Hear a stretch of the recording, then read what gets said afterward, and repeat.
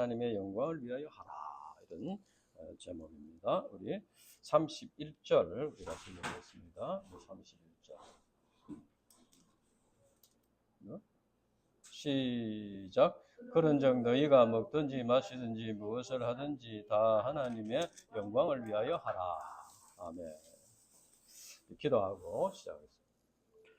하나님 아버지 감사합니다. 또 이렇게 오늘도 변함없이 우리에게 말씀을 예배하여 주심을 감사합니다.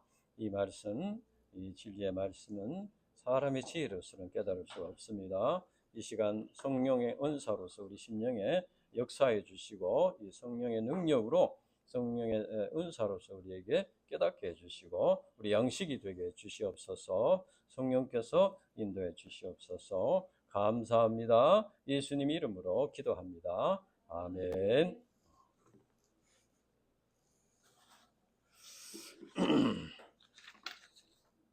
오늘 이 말씀은 이제 우상의 제물을 묻는 문제에 관해서 하나의 결론적으로 말씀하시는 내용입니다. 이스라엘 백성들은 애굽의 종살이에서 구원 얻는 은혜를 받았지만은 많은 사람들이 광야에서 죽었습니다. 20세 이상은 다 죽고 그 자녀들이 그 후손들이 가나안 땅에 들어가는 그런 일이 일어났습니다. 바울은 이 고린도 교인들에게 이러한 그 조상들의 실패를 이야기하면서 그것을 본보기로 삼아서 하나님의 은혜를 감당하는 자들이 되라. 고린도 교인들 너희들도 구원을 받았다고 그렇게 만약에 함부로 그렇게 하나님의 뜻에 어긋나게 살다가는 이스라엘 족속들처럼 된다. 그런 이제 말씀이죠. 오늘 말씀은 우리 신자들에게 있어서 자유의 의미가 무엇이냐, 그리고 어떻게 사단의 시험을 이기고 하나님의 축복을 누리는 그런 삶을 살 수 있나, 그것을 이제 가르쳐 줍니다. 자, 1절부터 보면은 바울은 이제 고린도 교인들에게 너희가 알지 못하기를 원하지 아니하노니 했습니다. 알기를 원한다 그 말이죠. 바울은 고린도 교인들에게 알기를 원하는 무엇인가? 이스라엘 백성들은 하나님께서 불기둥과 구름 기둥으로 보호하시고 홍해를 마른 땅같이 건너게 하심으로써 애굽의 종살이에서 해방되어 하나님의 백성으로서 새로운 삶을 살게 되었습니다. 바울은 이것을 그들이 모세에게 속하여 구름과 바다에서 세례를 받은 것이라 이렇게 말했습니다. 이것은 곧 이스라엘 백성들이 구름 기둥으로 보호해 주시고 또 홍해를 마른 땅같이 건너는 그런 체험을 하게 된 것을, 이것을 죄의 종로로서 해방되어 구원받고 새 삶을 살게 된 것을 나타내는 하나의 외적인 표시인 세례에 비유해서 말하고 있습니다. 그러니까 이제 이스라엘 백성들도 이제 하나님의 백성으로 이렇게 인정을 받게 되었다는 그런 표시로 이제 세례에 비유해서 말했습니다. 그리고 하나님께서 광야 40년 동안 이스라엘 백성들에게 만나를 내려주셨고 또 반석에서 이제 샘물이 나게 하셨습니다. 바울은 이것을 신령한 음식, 신령한 음료라고 말했습니다. 본문에서 그를 따르는 신령한 반석으로부터 신령한 음료를 마셨다 이렇게 말했습니다. 이것은 이제 그를 따르는 신령한 반석, 근데 그 반석은 그리스도라고 했습니다. 그러니까 이 말은 뭐냐면은 그 당시에도 삼위일체 하나님께서, 그러니까 성부 하나님, 성자 예수님, 성령 하나님, 이 삼위일체 하나님께서 이스라엘 백성들을 인도하셨다 그 말. 예수 그리스도께서도 거기에 함께 이제 이스라엘 조상들을 인도하시고 그리고 그들과 동행하시고 그들의 필요한 것을 채워 주셨다 그런 말입니다. 바울이 이것을 말하는 것은 이스라엘 백성들이 그들 속에 살아계시는 그 삼위일체 하나님, 성부 하나님, 성자 예수님, 성령 하나님과 교제하며 순종하는 삶을 사는 것이 마땅하다거든요. 순종하는 삶을 사는 것이 마땅한데, 그러나 그들은 어떤 삶을 살았나? 5절 같이 읽어봅시다. 5절 시작. 그러나 그들의 다수는 하나님이 기뻐하지 아니하셨으므로 그들이 광야에서 멸망을 받았느니라. 그렇습니다.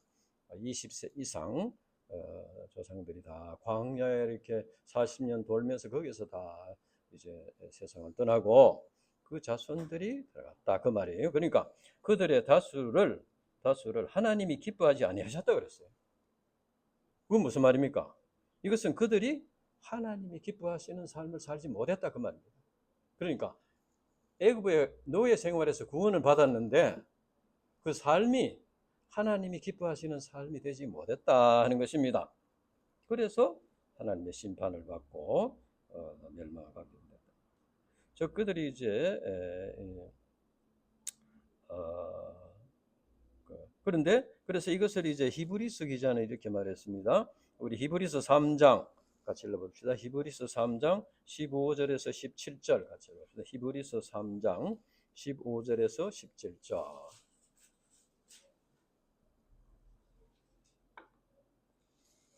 히브리서 3장 15절에서 17절.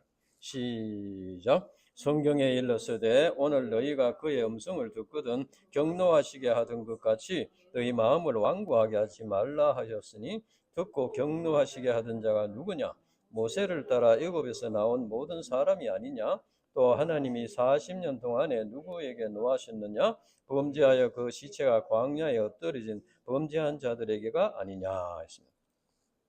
이스라엘 백성들은 그들을 구원하신 하나님을 이제 기쁘시게 하는 삶을 살지 못하고 오히려 악을 즐겨했다 했습니다. 악을 즐겼다. 악을 해감으로써 하나님을 경노하게 했다는 겁니다. 그래서 약속의 땅에 들어갈 수가 없었다. 바울이 고린도 교인들에게 이를 본보기로 삼아야 한다. 이렇게 말했습니다. 이제 그러면 하나님께서 이스라엘 백성들을 기뻐하지 않는 구체적인 이유가 무엇이냐? 그들의 죄가 무엇이냐 하는 것이죠. 첫째, 7절에 보면은 그들은 우상 숭배에 빠지게 되었다 하는 것입니다. 출애굽기 32장에 보면은 모세가 십계명을 받으러 시내산에 올라갔었는데 너무 오래 지체를 하니까 40일 동안 지체를 하니까 이 백성들이 참지 못하고 막 모여가지고 아론을 부추겨가지고 금송아지를 만들었습니다. 그래서 그만 그 단을 삭고 먹고 마시며 일어나서 춤추고 뭐 난리를 지었습니다. 그래서 모세가 내려와서 보니까 뭐참 너무나 이제 그래서 분노를 해서 그 돌판을 집어 던져가지고 그래서 이제 많은 사람이 죽었습니다. 땅이 갈라져서 죽고 그래서 이제 모세가 하나님 앞에 나아가서 회개의 기도를 드리고 이스라엘을 자기가 생명책에서 치우지는 한이 있더라도 이스라엘 백성들을 완전히 멸망시키지 말아달라고 그렇게 중보의 기도를 했습니다. 그 다음 두 번째는 간음죄를 지었습니다. 간음하지 말라. 8절에 보면은 어떤 사람들이 음행하다가 하루에 23,000명이 죽었다 했습니다. 민수기 25장에 보면은 거기에서 보면은 시딤에 머물렀을 때 모압 여자들과 음행하기 시작했다 이렇게 했습니다.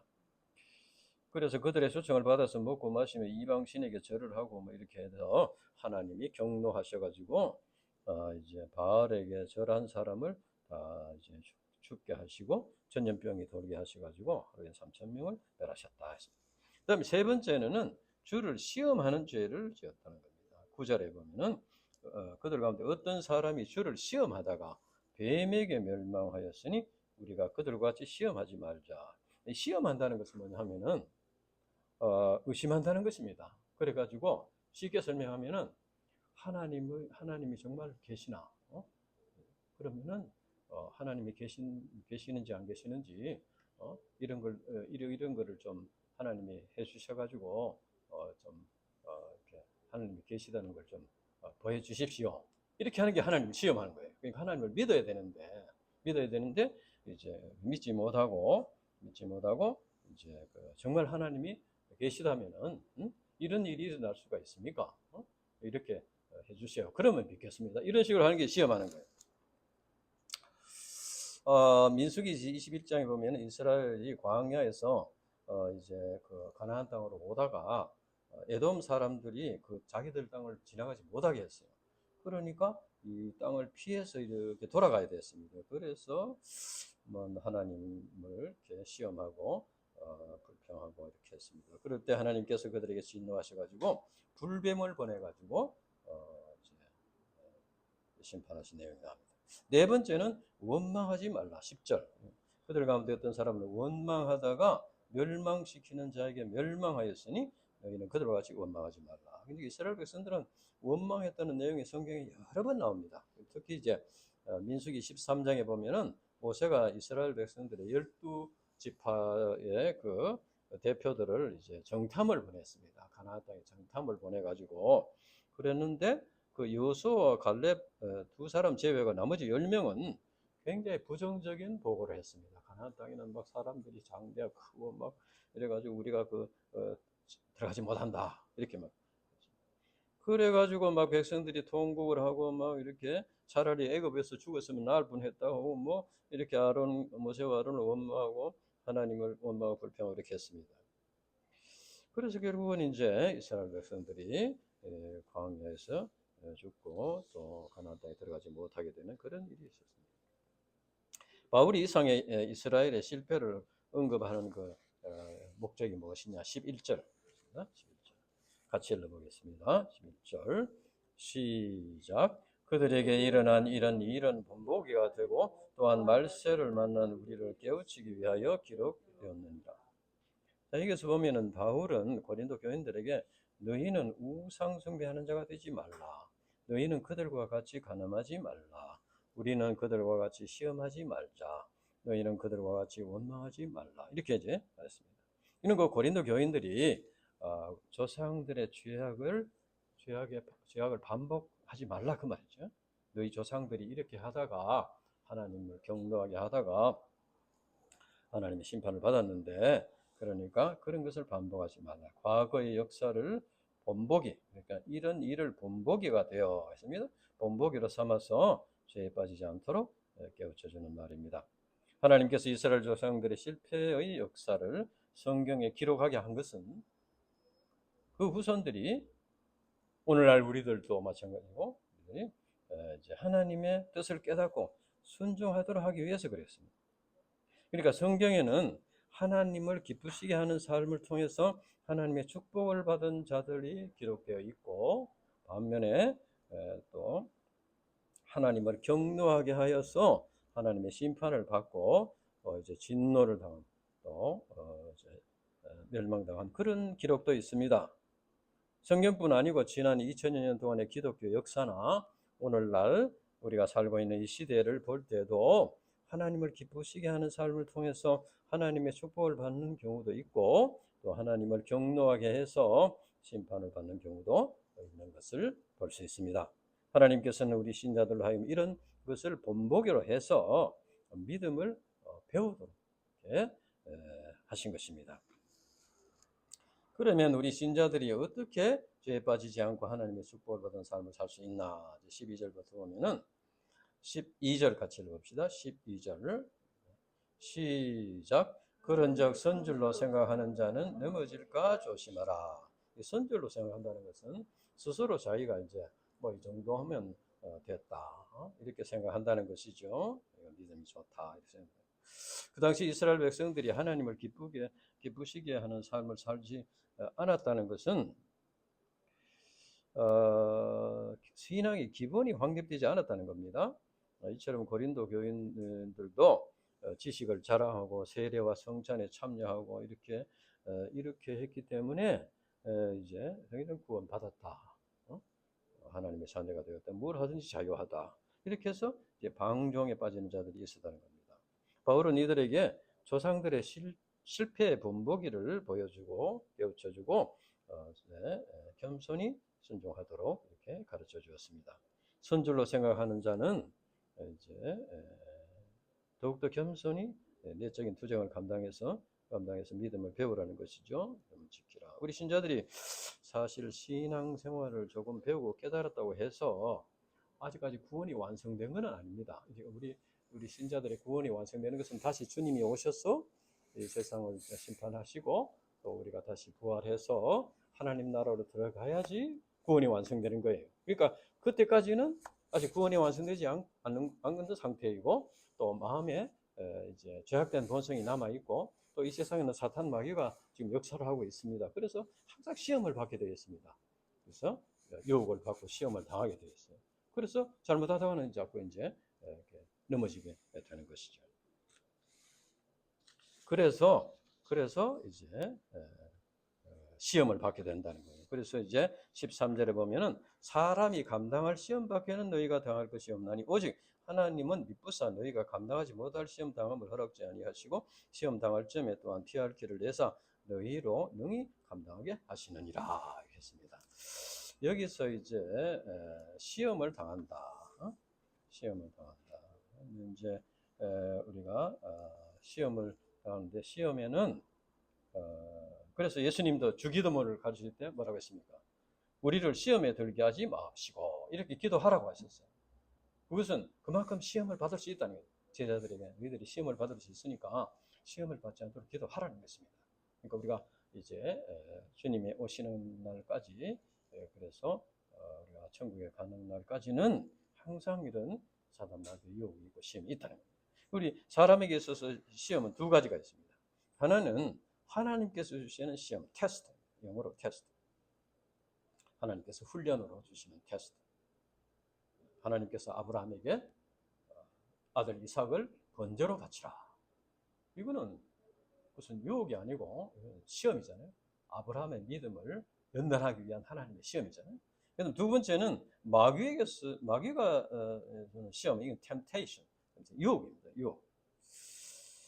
그래서 이제 아담과 이브가 이 템테이션에 넘어가가지고 범죄를 하게 됐죠. 하나님께서 주시는 시험은 믿음을 연단하기 위해서 주시는 것이고, 사단에게서 오는 시험은 하나님의 자녀들을 넘어뜨리기 위해서 유혹하는 것입니다. 그러나 어떤 시험이든지 이제 이기는 것은 똑같이 이겨야 됩니다. 다 이겨야 되는 거죠. 하나님이 주시는 테스트도 이겨야 하고, 또 사단이 주는 템테이션도 이겨야 하는 것입니다. 그러면 그 이기면은 한 단계 성장하게 되는 것입니다. 그래서 하나님께서는 그 택하신 자녀들을 사랑하시기 때문에 믿음을 연단하시고 축복하시기를 원하신다. 그래서 하나님의 자녀들은 시험 당하는 것을 두려워하지 말고 믿음으로 이김으로써 믿음이 성장하는 계기로 삼아야 한다. 그러면 우리 신자들이 시험을 당할 때 어떻게 이길 수 있나? 하나님의 신실하심을 믿어. 신실하다는 것은 이제 믿을 수 있다는 거죠. 하나님은 확실하다. 하나님의 언약은 확실하다. 하나님의 사랑은 너무나 확고한 것이다. 그래서 하나님의 신실하심을 믿어야 됩니다. 하나님께서는 그 자녀들이 감당하지 못할 시험을 주시지 않고 시험을 주시되 반드시 피할 길을 주신다. 여기서 피할 길을 주신다는 것은 시험을 없애주는 것이 아니고 이제 그 시험을 극복하고 이길 지혜와 능력과 힘을 주신다는 겁니다. 이제 물론 하나님께서 전능하셔서 우리 앞에 어떤 시험이 다가올지를 아십니다. 그래서 시험을 이제 미리 알려주시고 이렇게 또 시험을 받지 않도록 이렇게 해주실 수도 물론 있습니다만은, 그러나 하나님께서는 우리 신자들로 하여금 이제 그 시험 가운데로 통과하도록 하십니다. 대개는 통과하도록 그렇게 하십니다. 아주 이제 뭐 어려운 힘든 일 이런 것은 이제 피하도록 이렇게 하실 수도 있지만은, 대개는 그 시험을 통과하면서 이제 극복하면서 그 신앙이 자라고 속 사람이 성장하도록 이렇게 해주신다. 예를 들면 예수님께서 제자들을 이제 훈련을 하실 때 그 갈릴리 바다에 밤에 광풍이 있을 것을 아셨습니다. 아시고도 얘들아, 저 건너편으로 건너가자 이렇게 했습니다. 우리 가다가 예수님은 배 밑창에서 주무시는데 광풍을 만나가지고 난리가 났습니다. 그러니까 예수님은 다 아셨지만은 제자들로 하여금 믿음을 배우고 믿음을 이제 연단하기 위해서 광풍 속으로 들어가게 하신 것입니다. 하나님께서 우리들에게도 마찬가지입니다. 이제 이스라엘 백성들도 마찬가지. 이스라엘 백성들이 홍해 앞에서 이제 그 홍해를 건너지 않는 그 땅이 연결된 부분이 있었습니다. 그 위에 그러니까 그 위로 이렇게 가게 할 수도 있는데 이제 홍해 앞으로 오게 하셔가지고 또 애국 군대가 뒤에 따라오고 앞에는 홍해가 있고 완전히 이거는 참 절망적인 그런 상황이었었는데 그때 하나님께서 홍해를 마른 땅같이 이렇게 갈라지게 해가지고 건너게 하셨다는 거예요. 그걸 통해서 큰 믿음을 체험하고 한 것이죠. 또 이제 하나님께서는 200만이 넘는 백성들이 아무 대책이 없이 이제 광야로 남았지만은 하나님께서 만나를 내리시고 반석에서 샘물이 나게 하시고 이렇게 하셨다. 다니엘과 그 친구들이 금신상에 절을 하지 않다가 풀무불 속에 던져졌습니다. 그래서 하나님께서 풀무불 속에 던져지지 않도록 할 수도 있지만은 풀무불 속에 들어가는 걸 그냥 두셨어요. 그런데 들어가서 보호를 해주셨다는 겁니다. 들어가서 풀무불 속에 들어가서 보호를 해주십니다. 그러니까 이제 그 다니엘서 3장에 보면은 하나님의 아들과 같은 이가 같이 3명이 들어갔는데 4명이 불 속에서 이렇게 걸어 다녔어요. 근데 그 한 사람이 하나님의 아들과 같은 이다. 하나님의 아들 누굽니까? 그리스도 예수님이 거기 오셔가지고 그들을 도와해 주셨다. 그런 말입니다.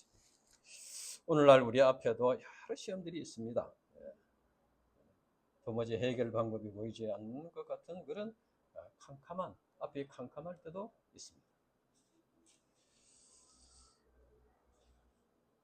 그러나 우리가 여름에 먹구름이 꽉 끼었을 때 이 깜깜한 그럴 때도 그 먹구름 위에는 뭐가 있습니까?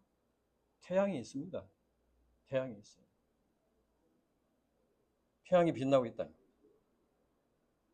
이런 문구가 어디 적혀 있었냐 하면은 그 2차 대전 그때 폴란드의 그 이스라엘 백성들이 전부 유대인들이 잡혀가지고 감옥에 들어갔잖아요. 거기에 벽에다가 어떤 사람이 그걸 적어놨어요. 구름 때문에 깜깜할지라도 그 구름 위에 태양이 있는 것을 내가 믿는다.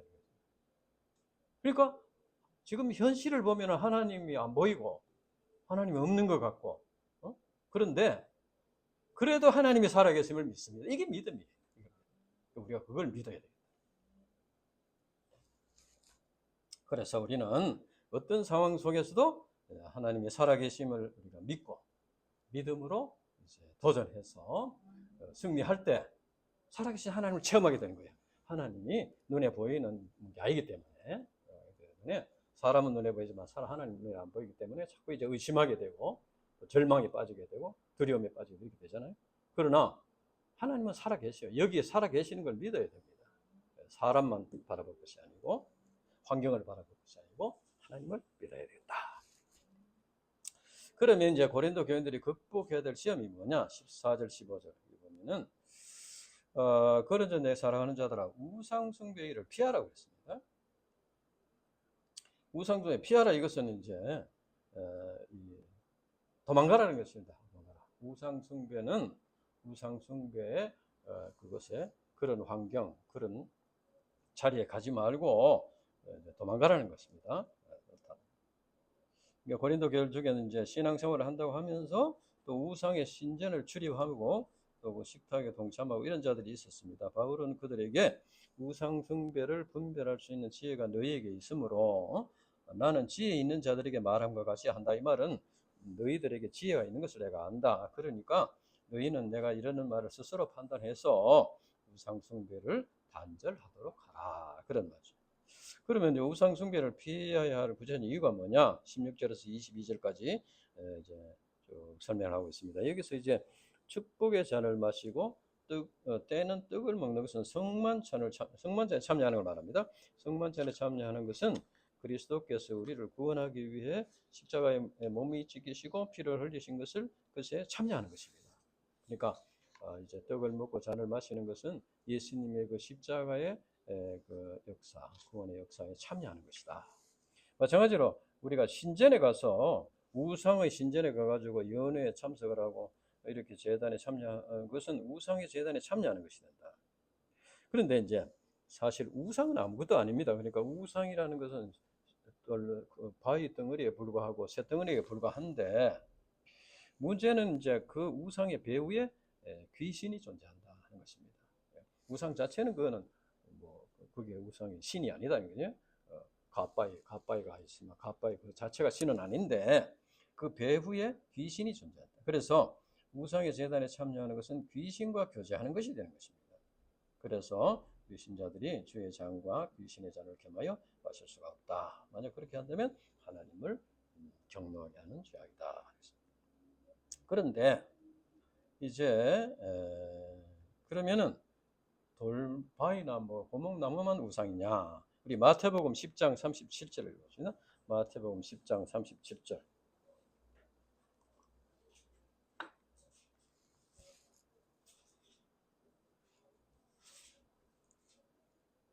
마태복음 10장 37절.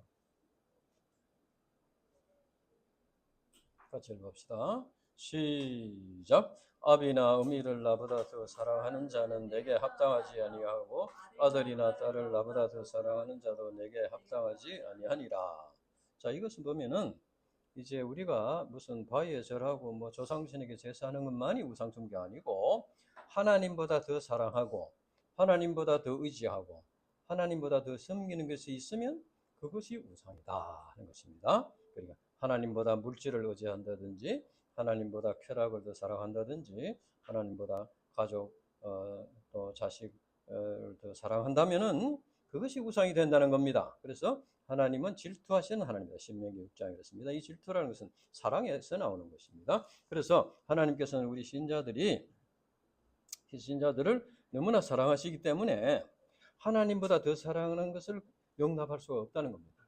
하나님보다 더 사랑하는 것을 용납할 수가 없다. 그래서 우리 신자들은 하나님의 사랑을 깨닫고 하나님을 가장 사랑하고 하나님을 섬김으로 그 구원의 은혜를 감당하는 그런 자들이 되어야 된다 하는 것입니다. 구원은 받았는데 그 다음에는 하나님을 사랑하는 삶을 살아야 돼요.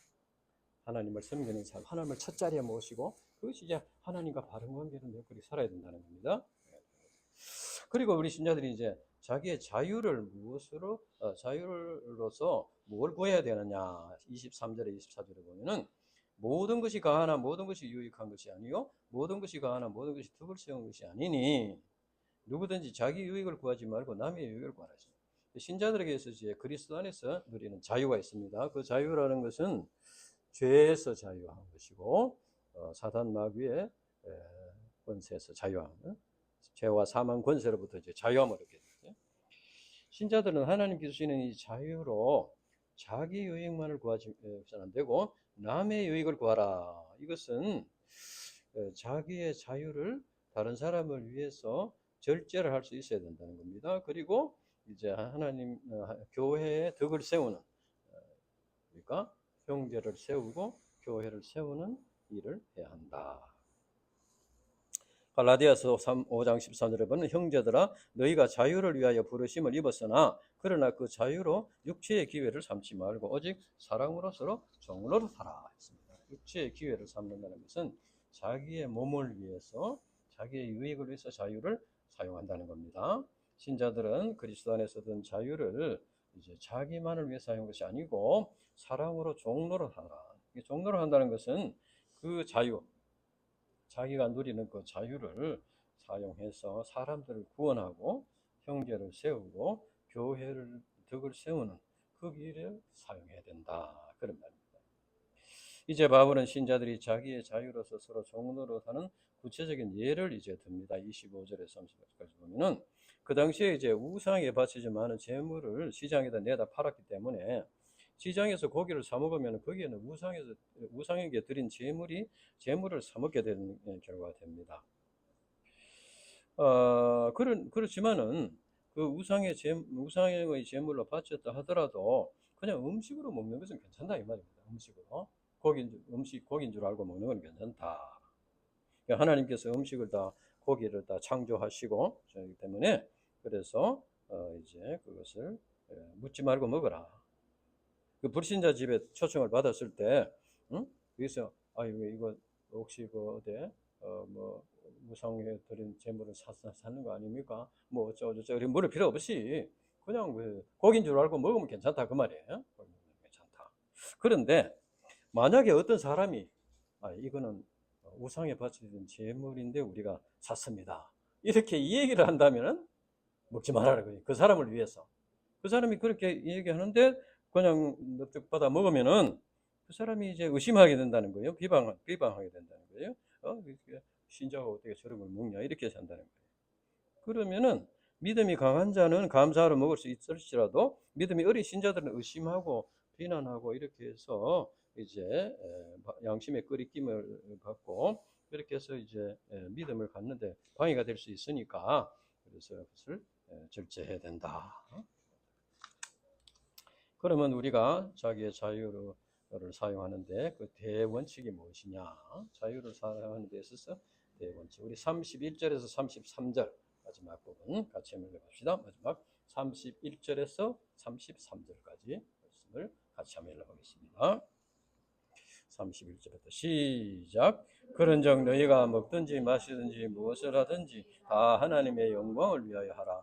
유대인에게나 헬라인에게나 하나님의 교회나 거치는 것이자 되지 말고 나와 같이 모든 일에 모든 사람을 기쁘게 하여 자신의 유익을 구하지 아니하고 많은 사람의 유익을 구하여 그들로 구원을 받게 하라. 내가 11장 11절까지 시작. 내가 그리스도를 본받는 자 된 것 같이 너희는 나를 본받는 자 되라.